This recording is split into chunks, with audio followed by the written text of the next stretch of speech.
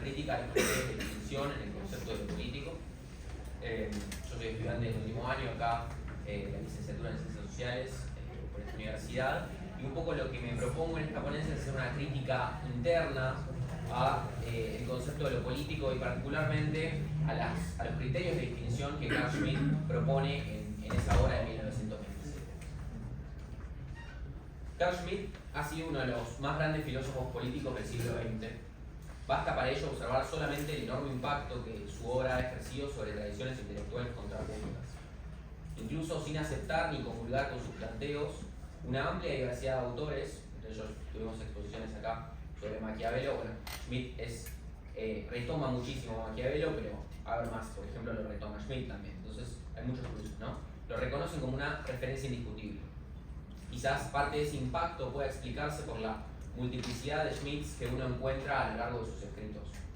En esta ponencia me propongo tratar lo que considero una insuficiencia constitutiva del pensamiento schmittiano de lo político, referida específicamente a los criterios de distinción entre el amigo y el enemigo político. Y como pueden ver, el trabajo se estructura en torno a dos hipótesis.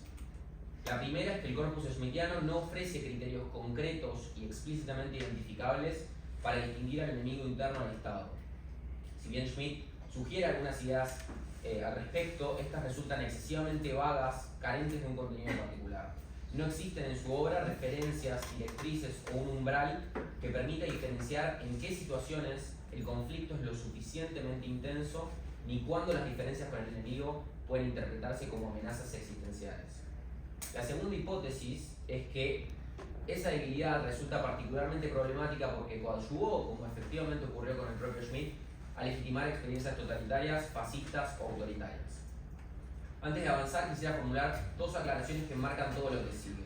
En primer lugar, no sostengo que lo político anide en sí mismo un componente nazi, pero sí conduce a pensar que en la arquitectura conceptual schmittiana hay un núcleo fascista que encontró especial recepción con la llegada de Hitler al poder. Para decirlo con la mayor claridad posible, me ubico en la parte de la bibliografía que sostiene que la adhesión de Schmitt al nazismo no fue una mera coincidencia ni un producto de oportunismo político, sino que responde a raíces más profundas, a sus propias ideas. En segundo lugar, no es mi intención construir un argumento alrededor de la biografía del jurista alemán. El objetivo que se propone es atender a la pregunta sobre si hay o no un núcleo fascista o autoritario en lo político que sea producto de esta insuficiencia. Con estas dos precisiones, entonces, reconstruyamos el andamiaje conceptual que Schmitt elabora en el concepto de lo político. Como dije, el concepto de lo político sale publicado originalmente en 1927 y tiene modificaciones sustanciales en ediciones posteriores. Allí Schmitt sostiene que lo político no tiene un contenido propio, constituye antes bien la forma más fundamental y primigenia de vinculación entre las personas, la esfera última en la medida en que refiere a una instancia decisiva. Esta es la primera pieza del argumento, el criterio de la intensidad del conflicto. Schmitt nos dice que cualquier oposición, sea religiosa, económica o moral, puede politizarse si alcanza el grado de intensidad suficiente. Ahora bien, esa intensidad, advierte Schmitt, debe permanecer en un nivel tolerable o moderado porque de lo contrario se corre el riesgo de la despolitización que él mismo desea evitar. Esto es, un conflicto deshumanizado en el que ya no existe un respeto mínimo por el enemigo. A esta primera pieza se suma una segunda. La distinción entre amigos y enemigos es para Schmitt una decisión existencial, no moral, ni psicológica, ni una instancia privada, lo que él denomina inimicus, ¿no? el enemigo personal. El hostis, por el contrario, que es el enemigo público, se define con arreglo a criterios que no dependen de la subjetividad individual. Y la tercera pieza, quizás la más citada de toda su obra, es la que fija el horizonte último de esta distinción, la posibilidad real de matar físicamente. Se trata, dice Schmitt, del caso extremo, de aquel que debe evitarse, pero no deja de ser una condición de posibilidad de lo político que necesariamente debe existir como horizonte para que el concepto de enemigo tenga sentido. Conviene aclarar, sin embargo, que esto no significa que el conflicto político no eche raíces en los ámbitos más diversos de la vida humana. Lo que sí implica es que una vez que un conflicto se torna en político, los demás criterios religiosos, económicos o morales se vuelven inútiles en la medida en que conservarlos conduce precisamente a la despolitización del conflicto. Toda esta arquitectura, podemos decir, se funda en el presupuesto schmittiano, que echa raíces en Hobbes y también en Maquiavelo, que es la maldad inherente a la naturaleza humana. El liberalismo, sostiene Schmitt, niega lo político sobre la base de principios éticos superiores que serían universalmente inteligibles. Y precisamente aquí es donde se abre la pregunta que estructura el resto de la ponencia. ¿Plantea Schmitt en rigor una teoría no normativa de lo político? ¿Es correcto que puede fundamentar lo político sin arreglo a ningún criterio ético?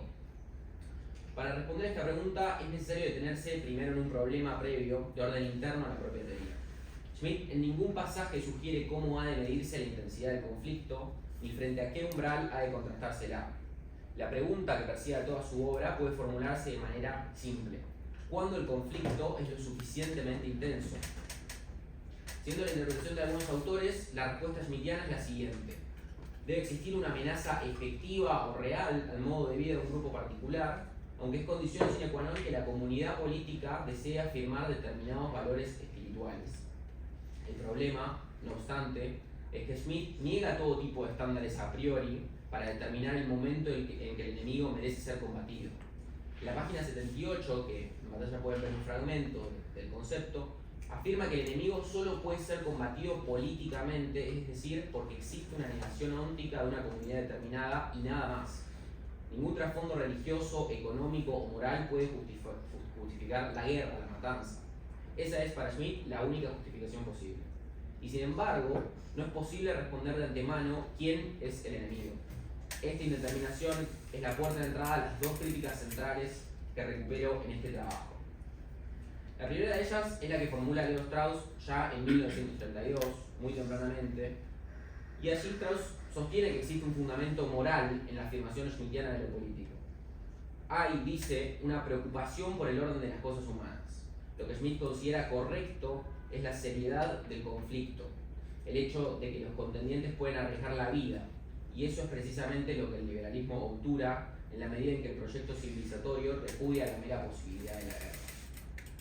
Afirmar lo político sin afirmar lo moral equivale, según Strauss, a reproducir la misma lógica liberal que Schmitt impugna. Así como el liberal resuelve lo justo, lo bueno y lo correcto en términos de valoraciones individuales no obligatorias, Schmitt resuelve exactamente lo mismo por medio de la lucha, de la guerra, sin importar sus fuentes ni sus fundamentos. Conviene reconstruir con algo más de detalle la trayectoria argumentativa de Strauss, porque es la que permite advertir con precisión dónde se ubica la contradicción. Por una parte, Schmitt propone una descripción que pretende no ser polémica, lo político como algo ineluctable, inescapable, pero al mismo tiempo admite la posibilidad de que en algún estadio de la humanidad lo político sea superado. Dado que lo político depende del presupuesto de que el hombre es peligroso por naturaleza, si el objetivo de Schmitt es repolitizar el mundo, necesariamente debe pronunciarse a favor de la peligrosidad del hombre para que lo político no se resuelva. Esa afirmación de la peligrosidad humana, nos dice Strauss, no refiere a una oposición entre belicismo y pacifismo, sino a la defensa de una teoría que legitime el orden frente a la anarquía, como decía, de raigambre jodesiana. Entonces ahí tenemos un primer punto de contacto con la sistemática liberal.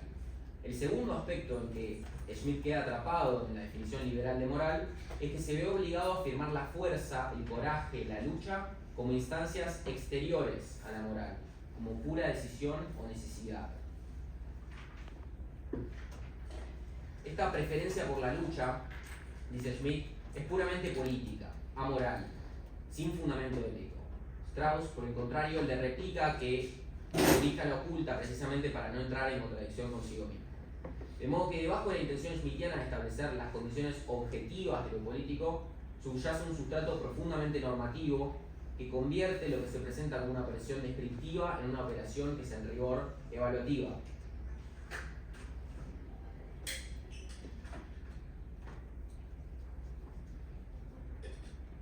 Ahora bien, si en Strauss el énfasis recae sobre la reincidencia schmittiana en la sistemática liberal, en la crítica de Sartori el problema pasa a ser específicamente el criterio de intensidad. Sartori advierte que Schmitt nunca demuestra por qué la intensidad amigo-enemigo es la intensidad política por excelencia. Lo que en ningún momento se prueba es que lo político equivalga a esa intensidad, ni que sea esa intensidad y no la religiosa o la económica la que convierta cualquier tipo de conflicto en uno específicamente político. Se trata, según Sartori, de una petición de principio, una falacia lógica.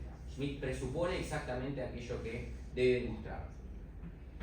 De la conjunción de ambas críticas se desprende una conclusión que conviene subrayar antes de continuar. No resulta evidente, a partir de la obra de Schmitt, cómo un grupo determinado llega a convertirse en hostis.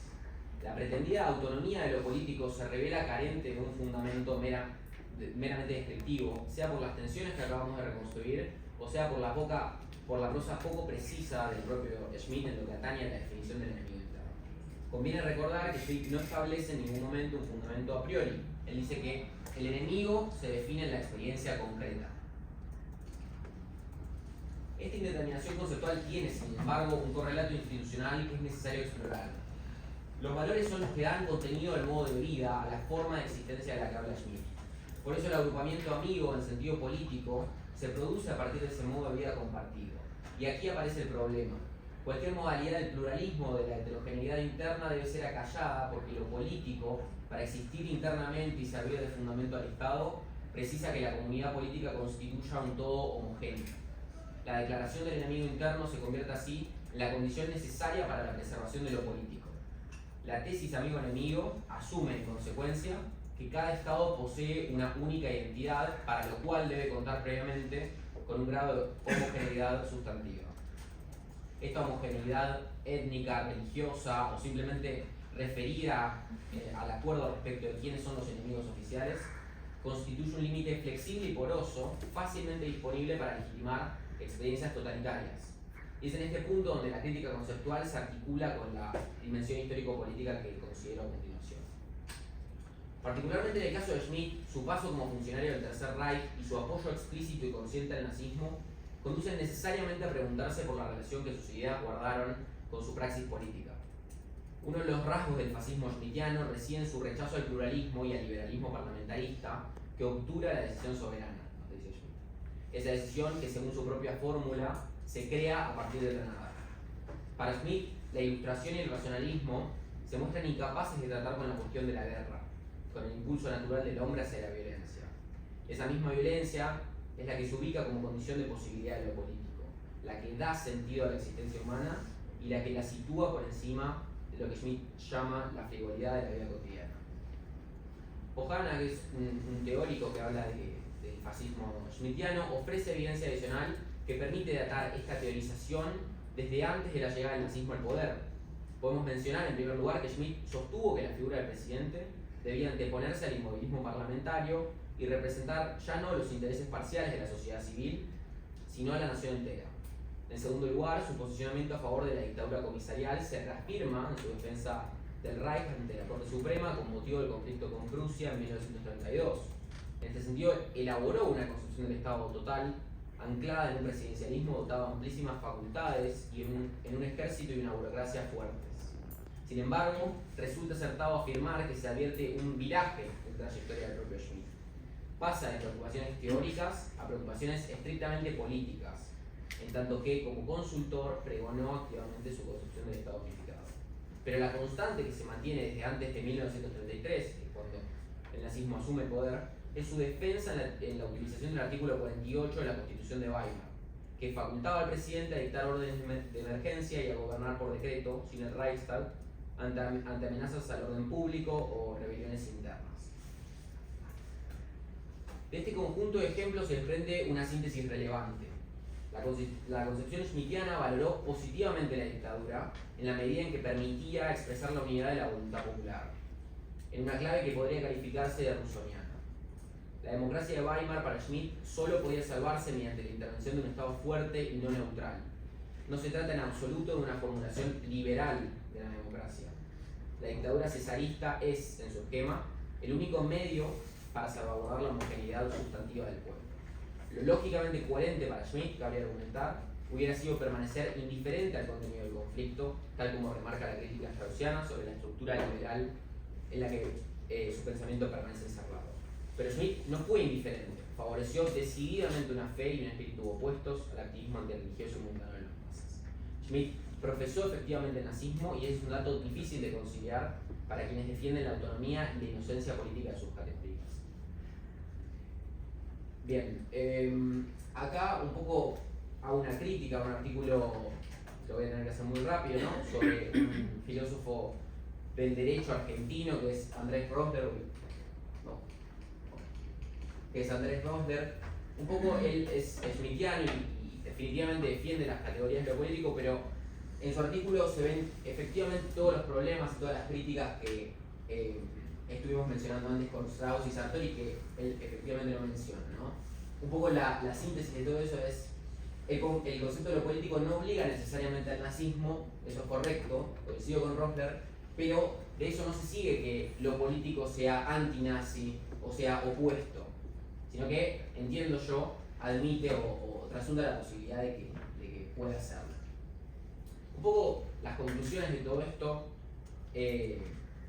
intenté mostrar que la teoría schmittiana de lo político no ofrece un criterio interno capaz de fijar cuándo un conflicto alcanza la intensidad suficiente para politizarse, ni de distinguir una exclusión legítima de una ilegítima.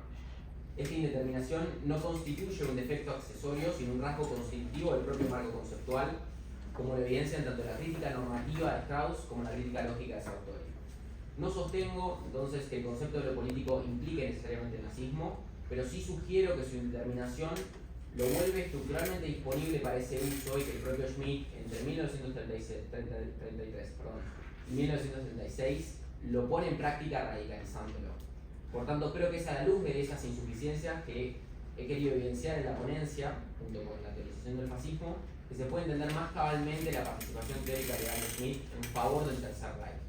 Espero entonces que el artículo contribuya a comprender los potenciales riesgos en la defensa de la concepción schmittiana de lo político. Las derivas iliberales y antidemocráticas no son un aspecto subsidiario de su marco teórico, sino que constituyen una pieza central de este, y deben ser analizadas como tales al margen de la biografía del